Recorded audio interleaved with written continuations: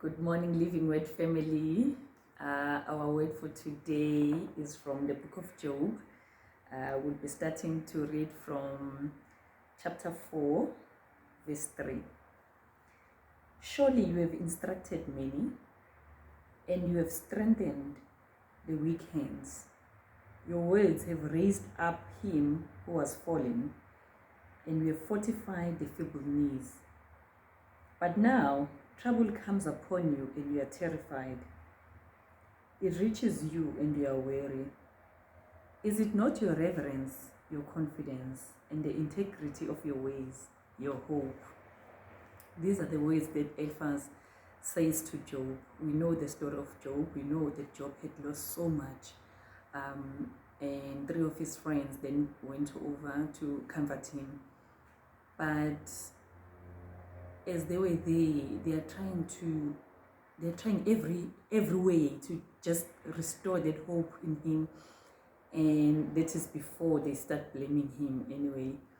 And then Eliphaz is like, surely you've been there for others who went through something similar.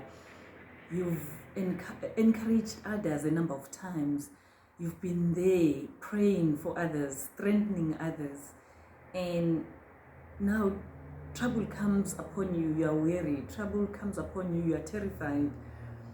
And that was, in fact, the truth. Job had been going through so much, had suffered so much, and he was starting to curse the day he was born. He was starting to lose hope. But through it all, he never cursed God. But I love these words that Eliphaz was saying, words of saying, surely you must, gain courage from the fact that you've seen others go through similar circumstances. You've seen others go through a similar path, and now that it comes upon you, you are terrified, yes, but can you just gain strength from the fact that you've been there for others who've went through something similar? So those are the words I want to say to you today, to say, remember how you've sent messages of condolences to others, how you've prayed for others.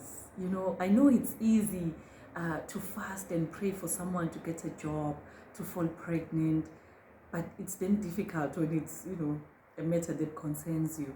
But that's exactly what I want to encourage you with today. I want to say that may you gain strength, may you remember the fact that if God was there for others, He is surely there for you. He has not left you. He has not forsaken you. May you gain strength and courage from that knowledge. I know that sometimes we encounter situations that make us lose hope. We encounter loss. We have to bury our loved ones. We have to face retrenchment. We have to face deaths, and sometimes we go through so much and we are thinking, why me, Lord? Why me? But with the words of Eliphaz, I want to encourage you today. I want to say you've been there for those who have been going through similar circumstances. Gain courage from that. I like the words that David says when he's approaching Goliath. It's like, God has been there with me. I fought a lion. I fought a bear. So who are you, uncircumcised Philistine? It's like he had to remember his past victories. He had to gain courage from that. He had to remember how he has dealt with 1, 2, 3. And he's like, you know what? Even with this, even with you, Goliath, in front of me, I'm going to conquer you because God has been with me in the past. And there are a number of things that I can count as my past victories. Even for you today, as we are about to pray, I just want to encourage you and to say that gain strength from your past victories. Remember how you've conquered. Remember how you've been there for others.